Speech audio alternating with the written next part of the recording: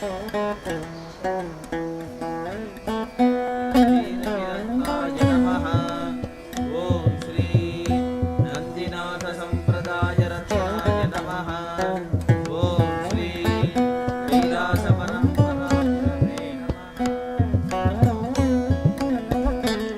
we're also in the Master Course area, working with having a blog or a weblog and also a forum for those involved in the Master Course study.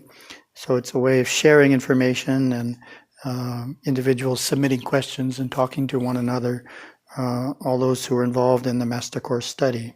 So that's getting going this year as well. In our book publishing area, certainly the major effort is the book we're creating on the stories of the lives of our Guru Parampara.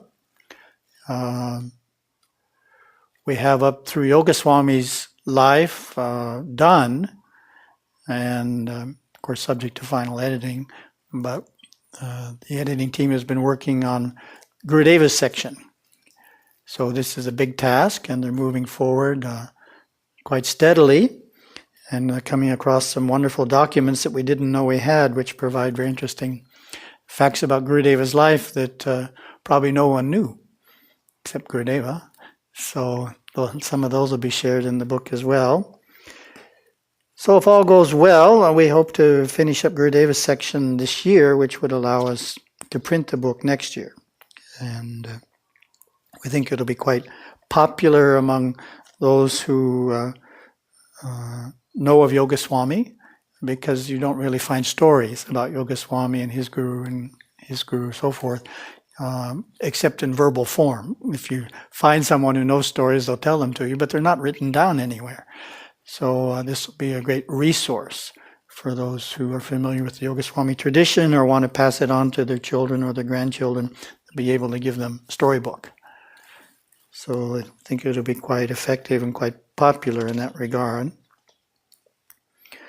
Another very important area we're working on in publications is the India History Lesson Series. We came out with Ancient Indian History as a alternative information on Indian history versus the standard U.S. textbooks. U.S. textbooks information on India and on Hinduism is quite poor and flawed. So we came out with our own lesson, which was Ancient History. Now we're coming out with part 2, which is what I call Medieval History, the Middle History.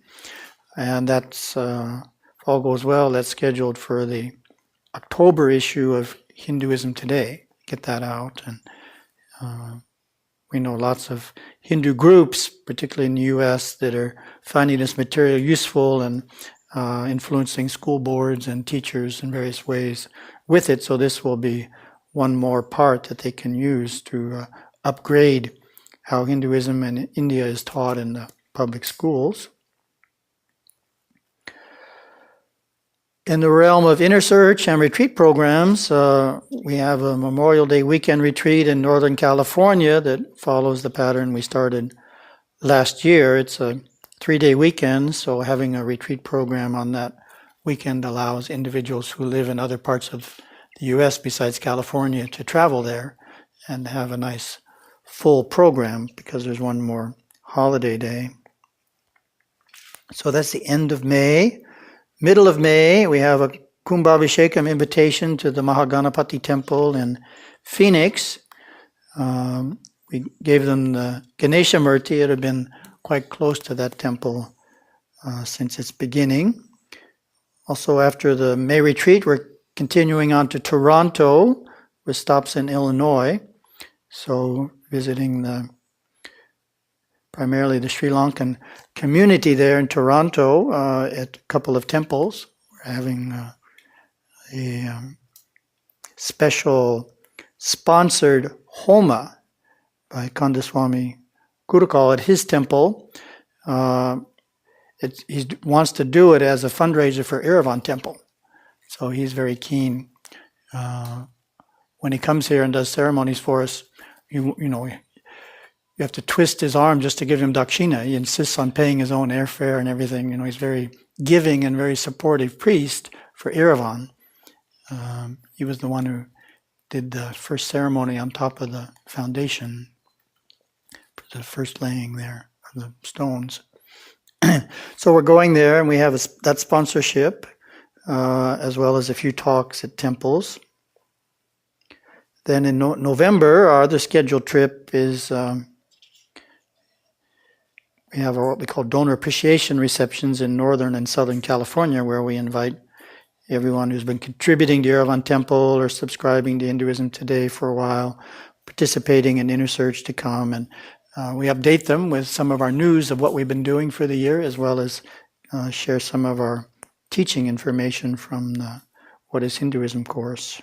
Then also we'll be doing What is Hinduism Session 3 in September in Singapore and Malaysia. And we have an invitation from the Hindu Center in Singapore to give a talk, one of the keynote talks at their 30th anniversary conference, which is toward the, I guess it's right at the end of August. So we're working to see if we can attend that. It would be very nice if we can. So, of course, when it comes to the year, it comes to our Adinam property here, our main activity, which has been the main activity, won the main activity award for 7 years in a row, is Yerevan Temple. Huge project. And keeping the team of Silpis busy is a big job for Yoginatha Swami and those in the Siddhanta Kulam. Requires a huge amount of support work just to keep them working full speed in terms of cranes lifting stones and building scaffolding and planning out things, particularly since we don't have what's called a supervising Silpi. We haven't had one for a number of years, so we have to do a little extra work to keep the Silpis moving forward when it comes to measuring and other activities that we wouldn't normally have to do. So I think yesterday I went out and saw the west side. We finished the 3 courses on the edge of the roof on the west side, and the scaffoldings come down. So if you haven't seen that, it's quite beautiful. Very long stretch with the 3 courses on the edge of the roof. And now they've moved over to the other side, and we'll be doing the same there. We're also doing some construction out front. You've seen that on the way in. We call that a mini mela, meaning it's where we have our literature and books for sale, and certain teaching information is shared there. So we're moving forward on that finally. We have our building permit and provide a much bigger space for providing information, particularly like on the day where we have tours, we have too many people for the current building. So they can't all fit in, and many of them, I think, just give up. And whereas the new building will allow more people to come in at the same time and look at the books and other items and purchase some. Then we have our 400-acre parcel across the river, which we call Himalayan Acres, which is an agricultural parcel. And we're continuing what we've been doing before. We're planting mahogany trees on a large scale. Every year we add a number of acres of mahogany.